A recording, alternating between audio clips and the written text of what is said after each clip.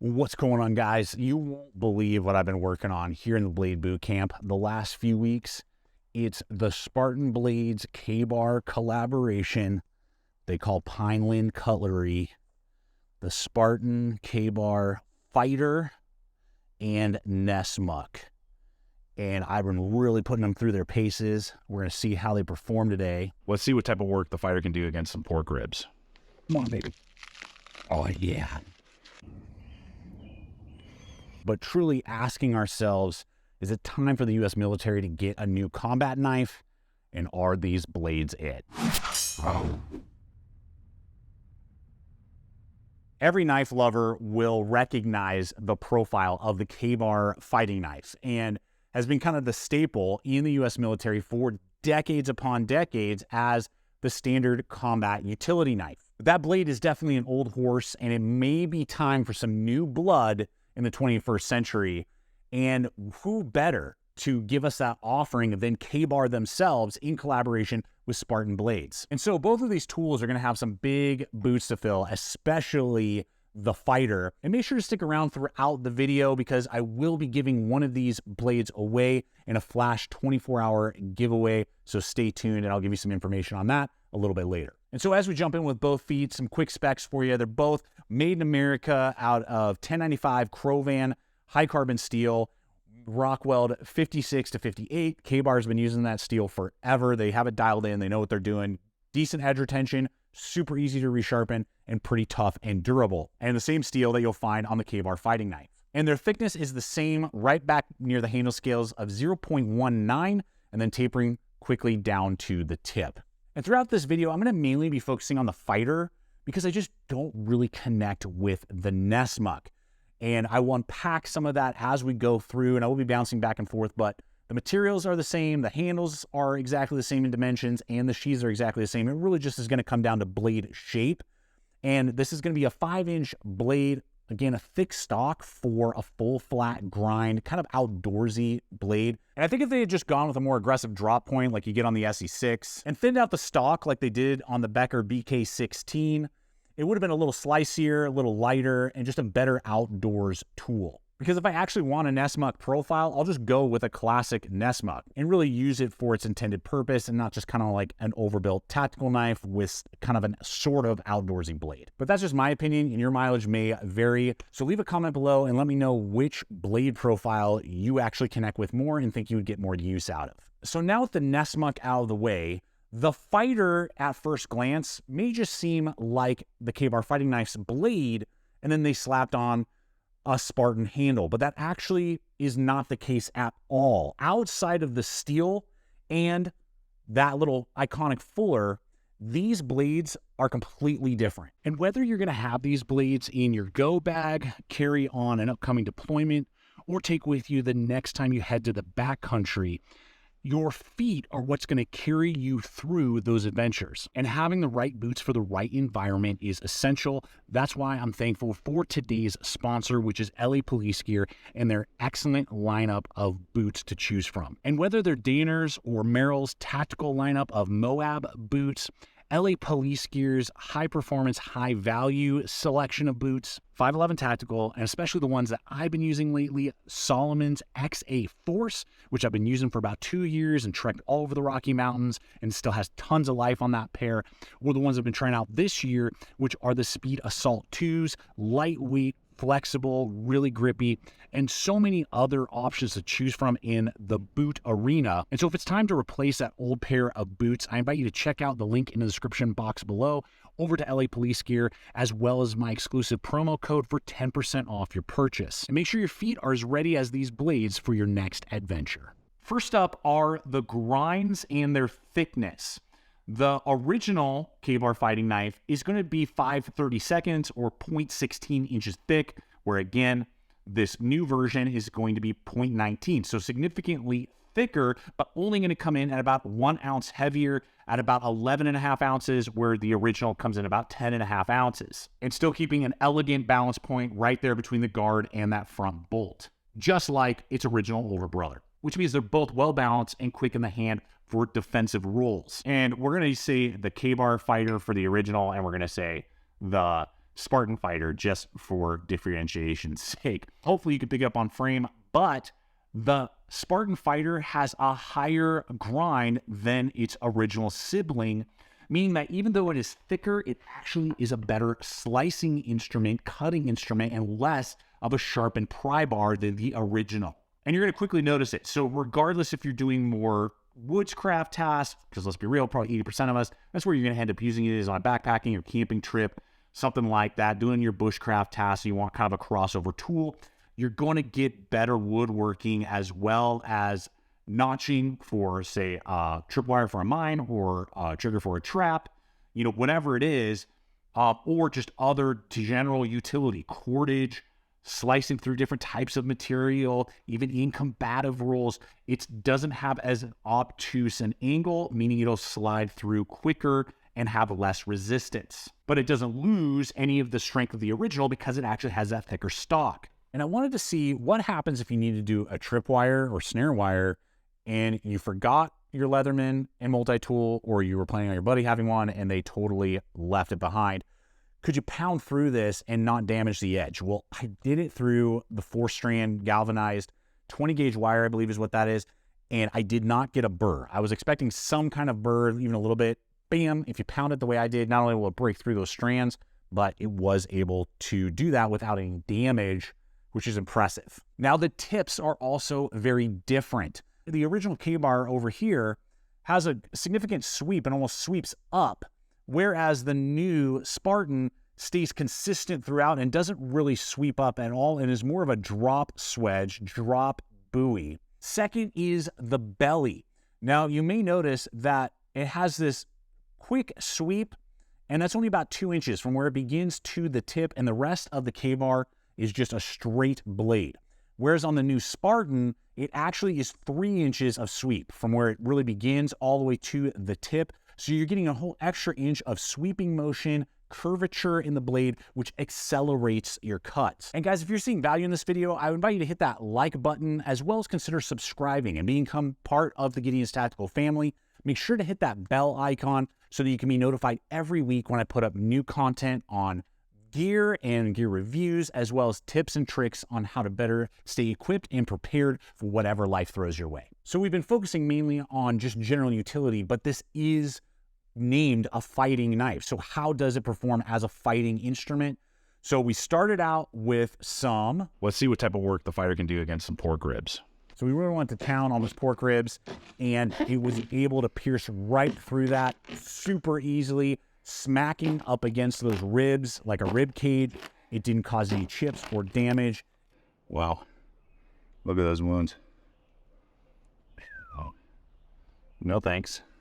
And pineapples are not going to stand a chance, easily able to turn them into Pac-Man and then give them a nice clean haircut. And just to highlight that after that pineapple was dispatched, the Nessmuk would definitely be my choice for general food prep because of the full flat grind over the saber grind that's on the fighter. Now, I don't believe any knife should be treated as a screwdriver, but I wanted to really put lateral torque on the tip as well as the stock itself.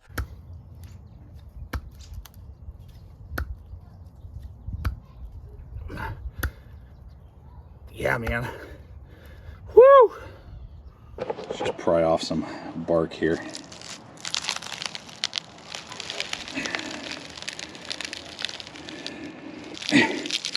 Come on, baby. Oh, yeah.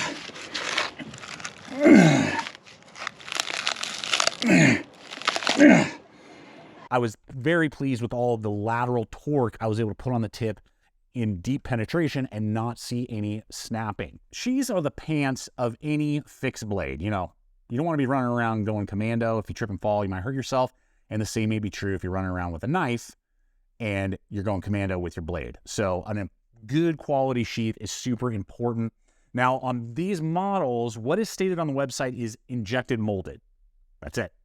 Injected molded what? I have no idea. What I can tell on the back webbing, it says USA made. And I did purposely pull the Nessmuk out 50 times. I was literally going 1, 2. I didn't notice any significant dulling or issue. Drainage hole, lots of lashing points. You can attach all types of different, lashing options to LBE systems. As I stated, big giant web attachment that is ambidextrous. You just unscrew it and rotate it. Huge strip of Velcro. That's what they're using. Like massive strip of Velcro. So you can easily get it on and off your belt. Stealth mode, I would say medium. It's not silent, but it's less rattly than I was expecting it to be. Now, the final piece of the puzzle is going to be in the retention.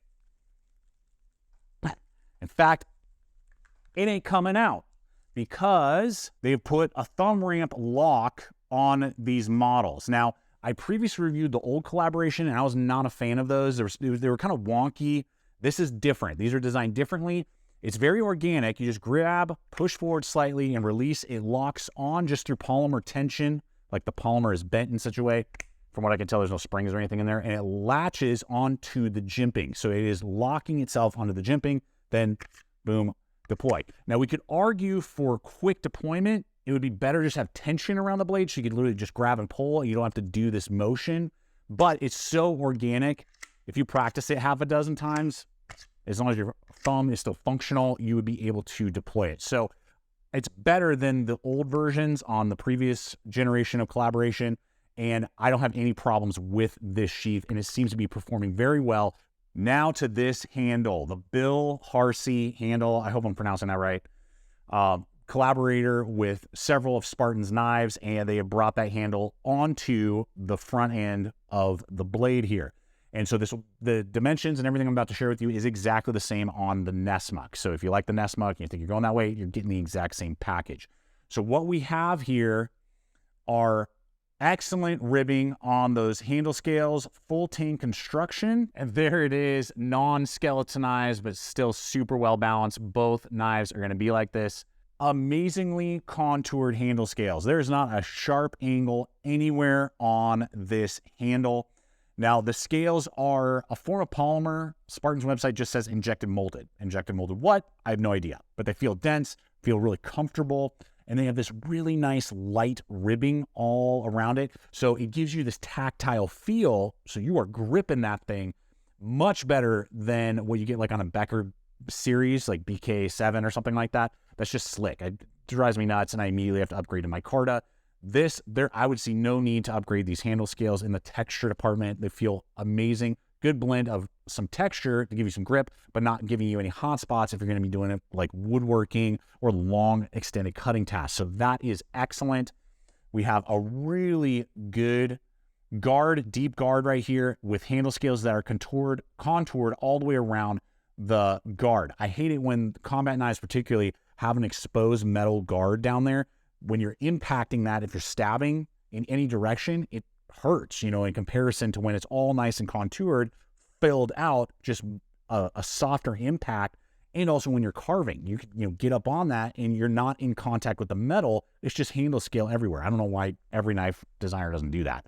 With my large size hands like that, I never felt like it was small, but I could see like XXX people, XXL hands, you might start to get off the back there. So just a data point for you. 5.3 inches overall handle length. Dimensionally, we have right here by that front screw a thickness of 0.6, I believe 6.8, and then at the maximum with the palm swell, 0.94. So this is full in the hand. I loved it, guys. I can't complain. It is delicious up front. And then we got this jimping that is deep, but not sharp. They're flat peaks basically, and then a little thumb ramp. So easy to get over. You're not fighting over it like a lot of other models. And then if you are using it, I mean, it's deep, don't get me wrong. So you're going to feel it if you're doing like a piercing motion, but it grabs you. And it's not as sharp as, say, like Tops knives, jimping oftentimes. And when I was doing woods working particularly, I was concerned, like, is this going to cause a major problem? So regardless if you go with the Nessmuk or you go with this model, even though your webbing is on it, because of the way it is, and the pressure is all right there on the palm swell, I was never getting any sort of pain doing fuzz sticks and feather sticks.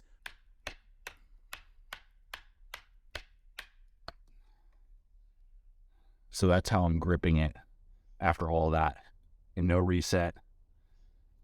Great kind of angle point, so you can still do a non-lethal, strike there, flat enough that you can hammer in a 10 peg or a tripwire attachment, no problem. So how about value and competitive options? Now, I paid just under $300 for the pair. They have now come down to about $125 to $145, depending on where you pick them up. I believe the Nessmuk is usually a few dollars cheaper, but that is crazy, particularly for all American made. And I will have some links for you guys in the description below to my affiliate programs if these models make sense. So then, of course, we got to do the BK7.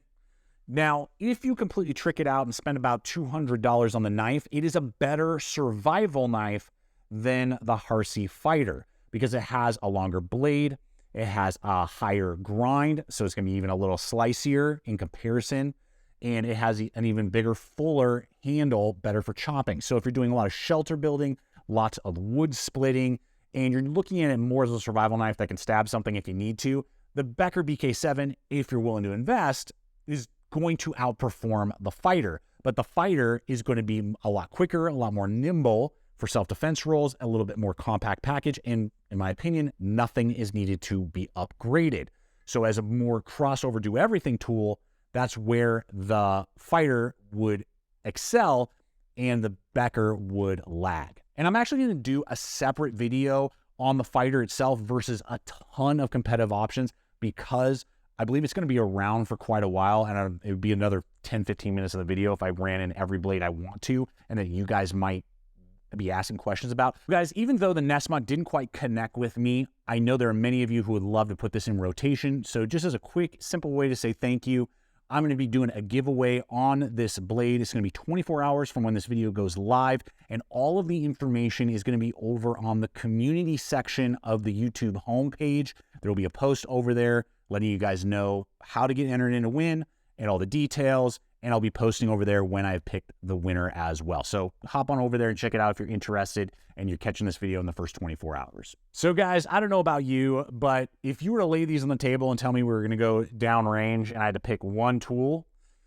it'd be an easy choice for me to go with the Spartan Harsey over the original for the things that I've highlighted with you today. It's not to say the original is not an epic blade, but there is so much to like about this series, particularly the Fighter, and I believe is an excellent choice for that crossover combat survival knife, utility knife to be used in a lot of different tasks and a lot of different environments, and is one of the best offerings we've seen from K-Bar, and it's awesome to see them partnering with Spartan Blades. Hopefully we'll see more excellent collaboration choices in the near future, and I look forward to hearing from you guys. What's your take? What's your thought? And I invite you to check out the other video popping up, to again subscribe if you haven't yet, and always remember, stay equipped, stay prepared, and I'll see you out there.